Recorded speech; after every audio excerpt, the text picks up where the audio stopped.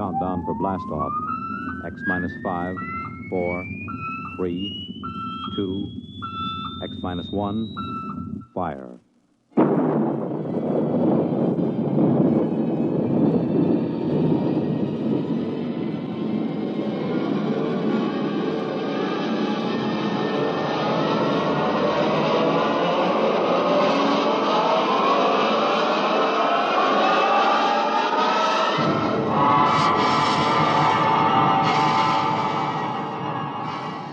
From the far horizons of the unknown come tales of new dimensions in time and space.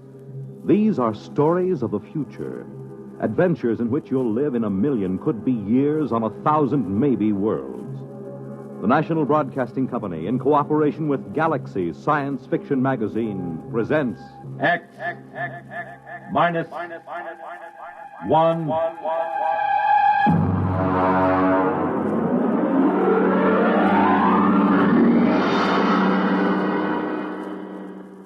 Tonight, the discovery of Morniel Mathaway by William Tent.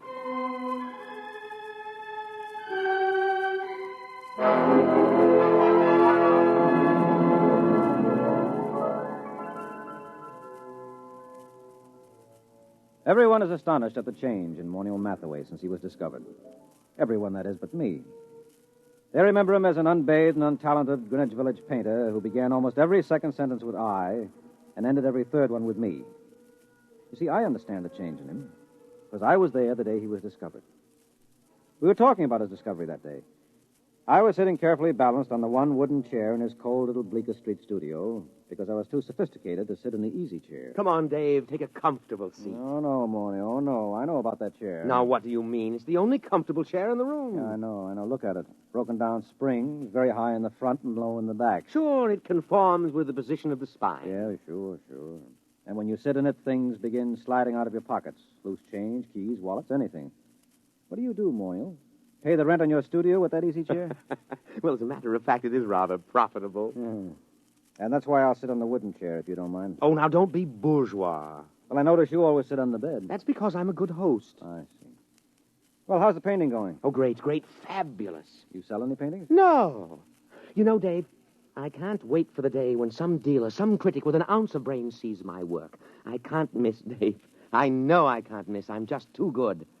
Sometimes I get frightened at how good I am. Why, it's almost too much talent for one man. Well, there's always... Not that it's too much talent for me. I'm big enough to carry it, fortunately. I'm large enough of soul. Oh, good. I'm glad to hear it. Now, if you don't mind... You know what I was thinking about this morning? No, but to tell you the truth, I was thinking about Picasso, Dave. Picasso and Rouault. I'd just gone for a walk through the pushcart area to have my breakfast. You know, the old hand's quicker than the eye. Yes, I know. I've seen you do it. You're the only man I know who can ask directions to Houston Street and fill his pockets full of bananas at the same time. Oh, well, society owes the artist something. Mm-hmm. Anyway, I started to think about the art of modern painting. I think about that a lot, Dave. It troubles me. You do, huh? Well, I was thinking, who is really doing important work in painting today? Who is really an unquestionable great? I could think of only 3 names. Picasso, Rouault, and me. Well, naturally. Just 3 names, no more. Oh, it made me feel very lonely, Dave. Yeah, well, I can see that. But then I asked myself, why is this so? Has absolute genius always been so rare? Why has my impending discovery been delayed so long?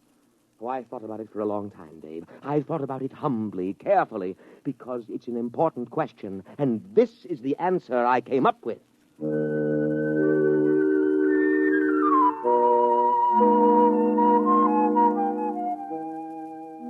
Well, don't bother waiting for the answer that Morniel came up with. It turned out to be a theory of aesthetics I'd heard at least a dozen times before from a dozen other painters in the village. Morniel was a bad painter, there was no question about it. I say that not only from my opinion. I've roomed with 2 modern painters, and I've been married for a year to another, but... Well, for example, a friend of mine, a fine critic of modern art, took a look at one of Morniel's paintings, which he hung over my fireplace in spite of my protests, and just kind of stared slack-jawed. What does he call that technique? Well, he says it's smudge on smudge. Well, I can believe it. Smudge on smudge, white on white. Non-objectivism, neo-abstractionism, call it what you like. There's nothing there, nothing. Well, it doesn't even have the interest of those paintings that chimpanzee did a couple of years ago. He's just another of those loudmouth, frowsy, frustrated dilettantes that infest the village. Why do you waste your time with him? Well, for one thing, he lives right around the corner, and he's kind of colorful in his own sick way. And he does have one great talent. It's not in painting. No. Now, you see, I just get by as far as living expenses are concerned. Things like good paper to write on, good books for my library, I can't touch them. And sometimes the yearning gets too great. You know, a newly published collection by Wallace Stevens. Well, if I find one I want, I just go over to Morniel's and tell him about it. He doesn't lend you money. Oh, no. Now, you see, we go out to the bookstore and we come in separately. And then I start a conversation with the proprietor about some very expensive out-of-print item I'm thinking of ordering, and Morniel just says, "Don't mind me, I'm browsing." Well, that's the high side. I'm browsing. Well, what happens? Well, while I'm keeping the proprietor talking, Morniel snaffles the Stevens. Isn't that just a little bit, Oh, well, I intend to pay for them, of course, just as soon as I'm a little ahead. Well, why does he do this for you? Oh, well, I pay off. I go through the same routine at an art supply store so Morniel can get canvas and paint and brushes. Of course, I really have to pay for Morniel's browsing. I have to suffer through listening to him, and then my conscience bothers me. Oh, it does. Yes, you see, I intend to pay for my things, but I know he doesn't. And that's why my conscience bothers me.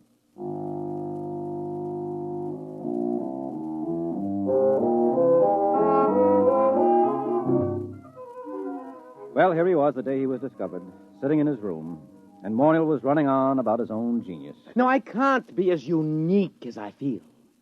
Other people must be born with the potential of such great talent, but it's destroyed in them before they can reach artistic maturity. Why? How? Well, let's examine the role that society plays in all of this. What's that? You got a hi-fi set? Nonsense. That's a crass materialistic concept that I should... Something is happening. Hey, why did you put the purple lights in? Purple? Oh, what's that? Look, it's shimmering. It's coming right through the wall. It looks like a box. We can't both be having an artistic vision. You're not the type. No, I'm not, and I'm not drunk either. Look out, something's going to happen. Morniel Mathaway? What? Who are you? Where'd you come from? You are Morniel Mathaway? Yes. My name is Glescu. I bring you greetings from 2487 A.D. Oh, 2487. A.D.? I realize this is a difficult phenomenon for you to grasp entirely, but here I am. We will now indulge in the 20th century custom of shaking hands. Mr. Morniel Mathaway? Oh, well, sure. Shake. Yeah. And you, sir? Yeah, sure. I don't mind. Shake. What a moment. What a supreme moment. Oh, well, what do you mean, what a moment? What's so special about it? Are you the inventor of time travel? Me, an inventor? No. Time travel was invented by Antoinette Ingeborg, and, well, that was after your time. It's hardly worth going into at the moment, especially since I only have half an hour. Why half an hour? The skin drum can only be maintained that long. The skin drum is, well, call it the transmitting device that enables me to appear in your period. There is such an enormous expenditure of power required that a trip into the past is made only every 50 years. The privilege is awarded as a sort of go-bell. I believe I have the word right. It is go-bell, isn't it? The award made in your time? Well, you wouldn't mean Nobel by any chance, a Nobel Prize? That's it, the Nobel Prize. A trip is awarded to outstanding scholars as a kind of Nobel Prize. Once every 50 years, the man selected by the Gardemax is the most preeminent, that sort of thing, you know. Up to now, of course, it's always gone to historians, or they frittered it away on the siege of Troy and the first atom bomb explosion at Los Alamos, or the discovery of America, things like that. But this year... Yes? Well, what kind of scholar are you? I am an art scholar.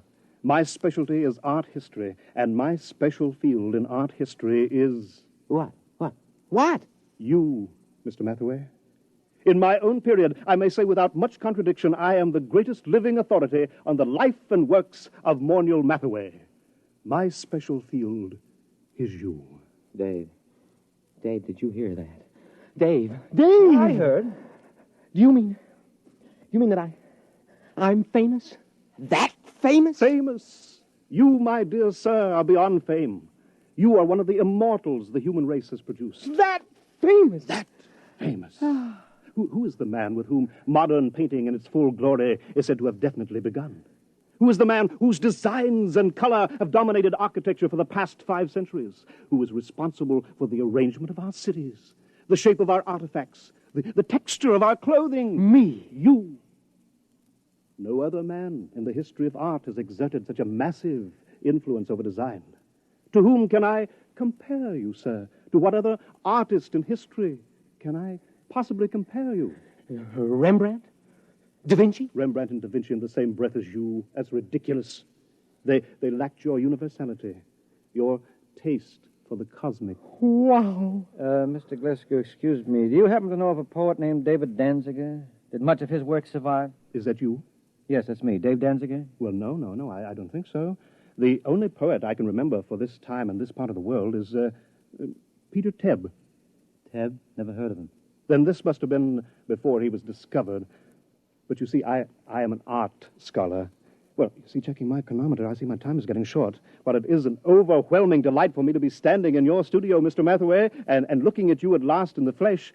I wonder if you would mind obliging me with a small favor. Oh, sure. You name it. Nothing's too good for you.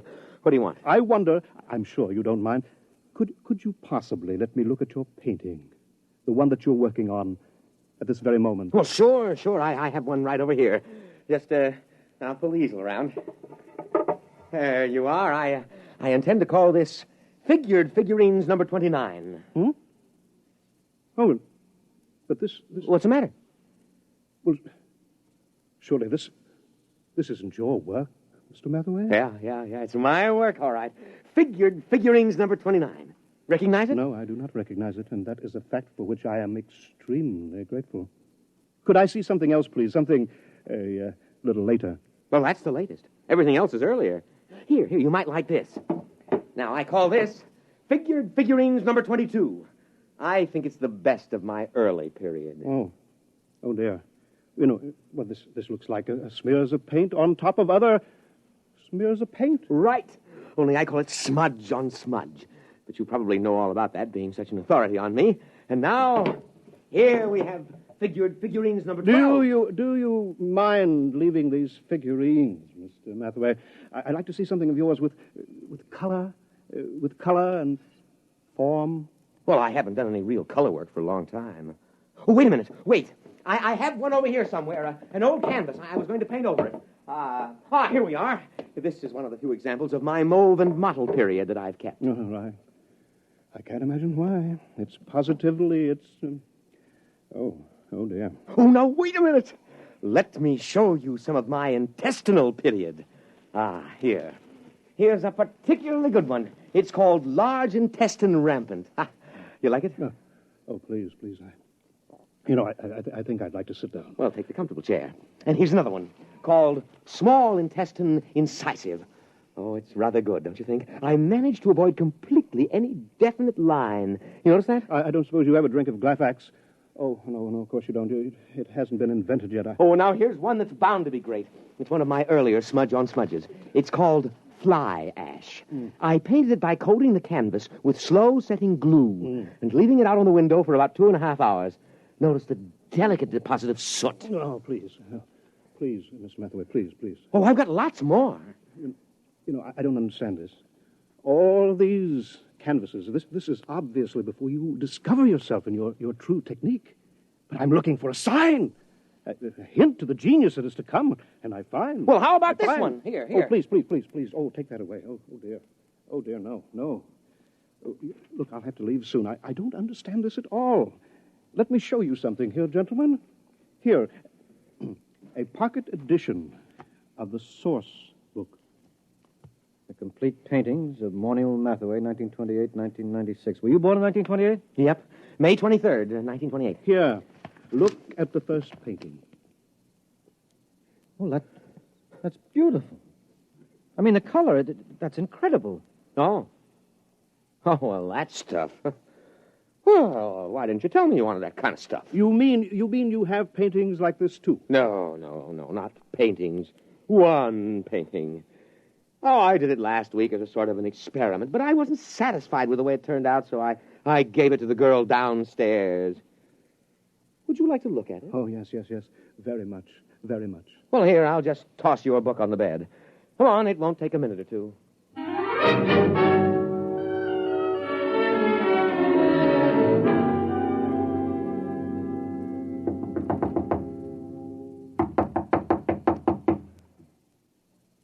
Oh, she isn't at home.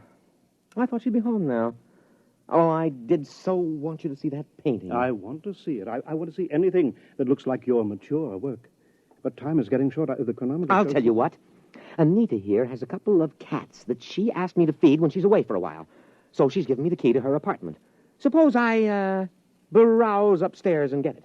But she... Suppose I browse through my room and get it. Get it? Oh, yeah. You go ahead and browse, sure. Fine, but please hurry. Oh, sure, I'll hurry. I won't take long browsing.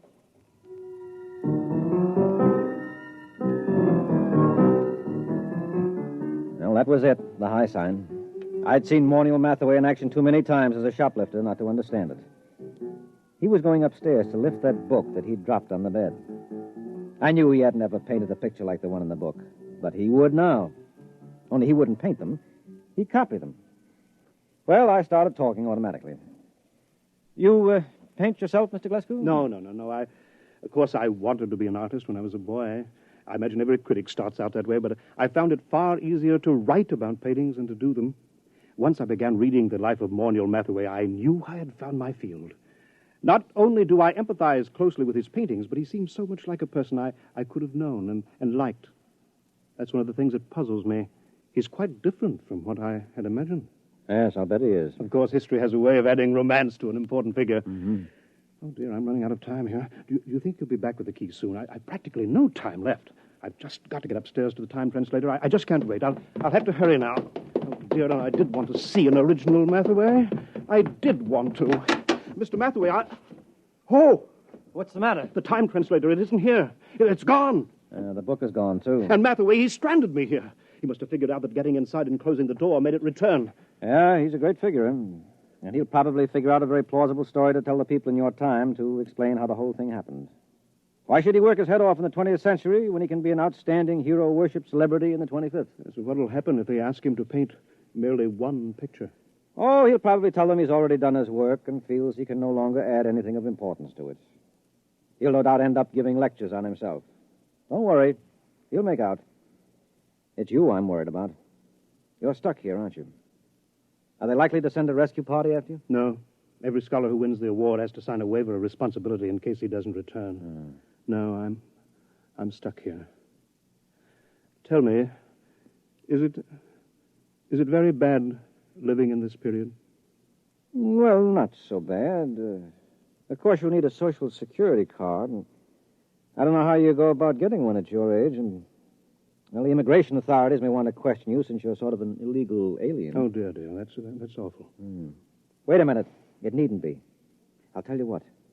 Morniel has a Social Security card. He had a job a couple of years ago. He keeps his birth certificate in that drawer along with his other papers. Now, why don't you just assume his identity? He'll never show you up as an imposter. But do you think I could? Won't I be... won't his friends, his relatives... No, he hasn't got any family, and I'm about the only friend he's got. You could get away with it. Maybe grow a beard and dye it blonde. Naturally, the big problem would be earning a living.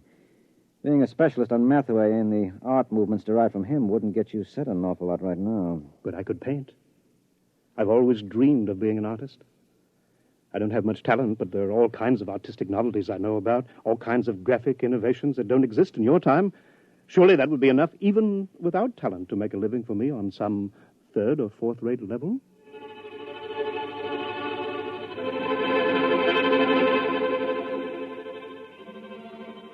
It certainly was.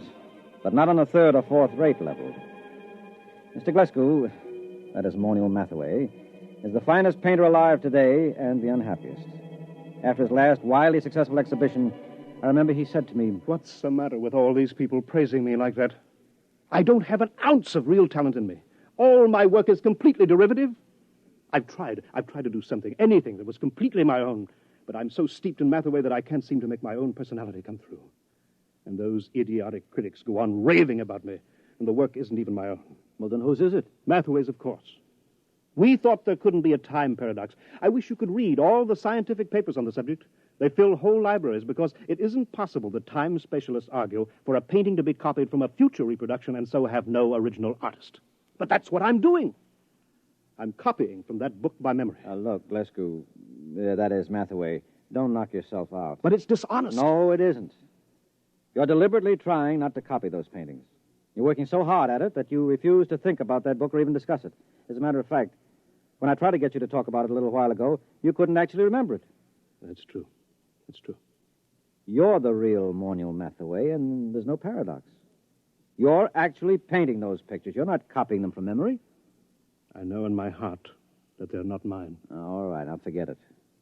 Anyway, you're a much nicer guy than Mathaway ever was. And besides, a buck is a buck. You